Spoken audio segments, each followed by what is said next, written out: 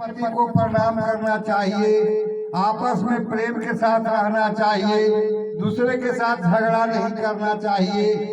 सब कोई जानता है और ऊपर आदमी भी इस बात को जानता है, लेकिन करता नहीं है। इसीलिए एक वैसे आदर्श की आवश्यकता है जो कहे नहीं करके बतावे कैसे किया जाता है। तो पहले इसी बात को ज्ञान हमारा अज्ञानता है, तब तो आज बूढ़े माँ बाप हमारे घर में बूढ़े गाय के और बैल के समान हैं।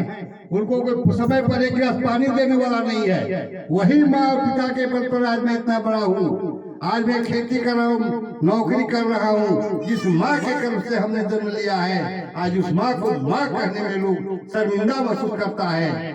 और अपने सास ससुर को माता जी और पिताजी बड़े चाव से कहते हैं, अपने माँ पिता को नहीं, पत्नी के माँ पिता को।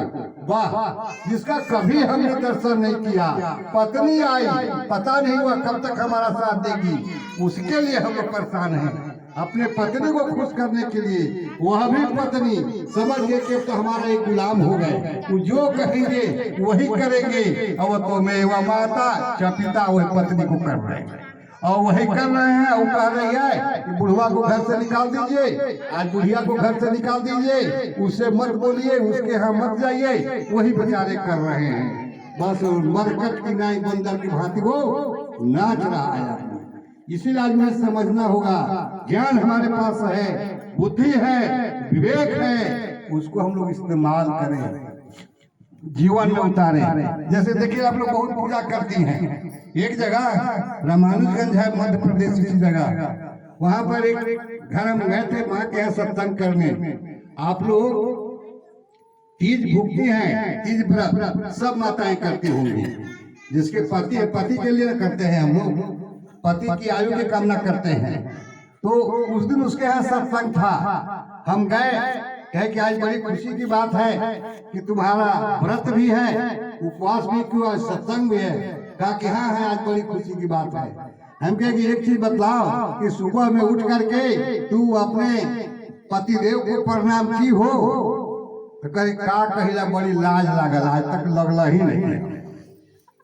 हम कहे कि बोला चाली है कि नहीं? तो वो 6 महीना से बंद है। तो हम कहते नखड़ा कहला की हो?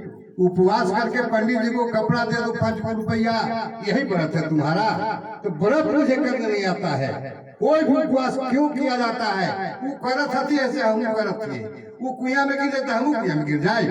वहाँ दिमाग है, यहाँ दिमाग नहीं है। क्यों किया जाता है? इसीलिए ठाकुर जी को पकड़ने की आवश्यकता है। ठाकुर जी बोले कि देखो, जिस दिन तू उपवास की होती व्रत के लिए, उस दिन अपने पति की सेवा करो। सुबह से लेकर शाम तक खूब बढ़िया नहवाओ धोआओ, स्नो पाउडर गम का दो। और जितना बन सके नमकीन पसंद करते हैं, मीठा पसंद करते हैं, जो भोजन पसंद करते हैं, पुआ पूरी पसंद करते हैं, उनको बनाकर दिन भर खिलाओ। और वो अगर तृप्त हो जाएंगे तो तुम्हारा जो है सुहाग बरकरार रहेगी। वही आशीर्वाद तुम्हारा है। असली देवता तुम्हारे पति हैं, लेकिन उनको आज तुम मित्र समझती हो। अगर ज्यादा पढ़े लिखे तो नौकर समझती हो। हमारी सेवा करने के लिए तुमको माँ पिताजी ने एक खरीदा है, पैसा दे करके, तिलक दे करके।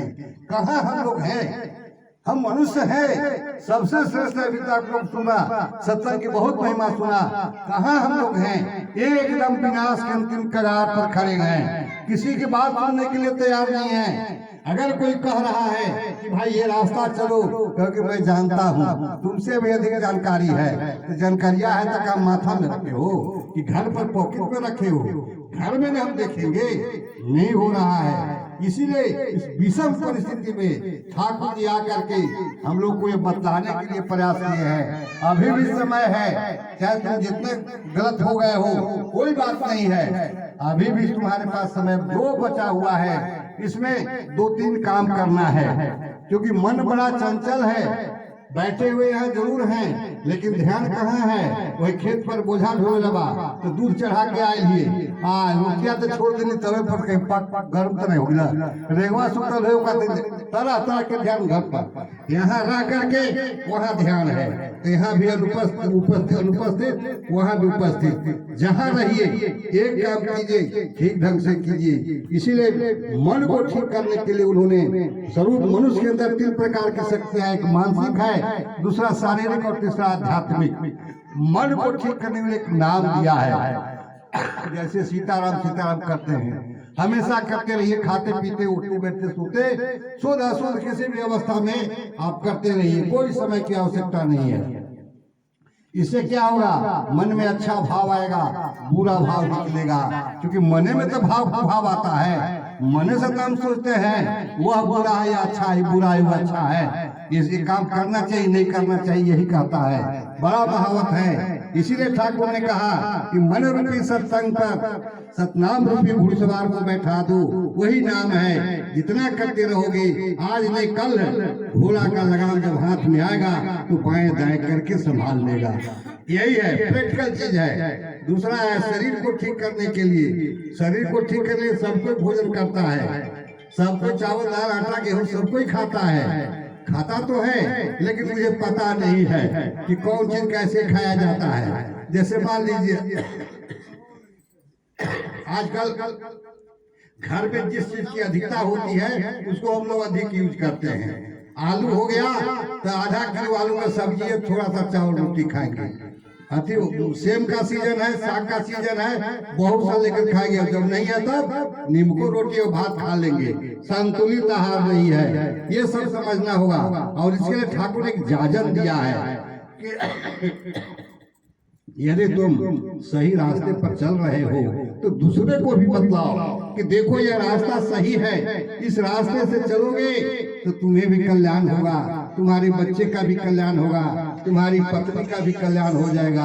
और घर में जब समझदार हो जाओगे तो घर तो अपने आप स्वर्ग है, लेकिन घर में समझदारी नहीं है तो अच्छा भोजन भी बना है तब वो ताव तड़क है, नहीं भोजन ठीक से बना है तब वो ताव वही हो रहा है।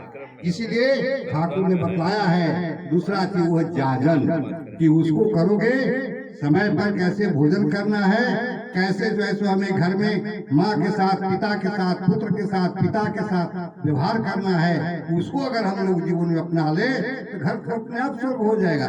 कहीं मंदिर और मस्जिद जाने की आवश्यकता नहीं है। घर में जिसके सास ससुर है, शंकर और माँ पार्वती स्वयं है साक्षात, जिसके घर में पति है, पति देवता है, उन्हीं की पूजा करो, इन्हीं को खुश रखो।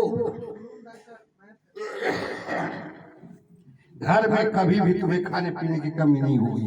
आज भी कह रहे हैं, पहले की बात छोड़ दीजिए, आज भी इस युग में भी करो तो पाओ, लेकिन करना कोई नहीं चाह रहा है। इसीलिए मन को बदलना है, और जब यह ठीक हो जाए तो तीसरा चीज है आध्यात्मिक शक्ति, जिसको हम अनुभव से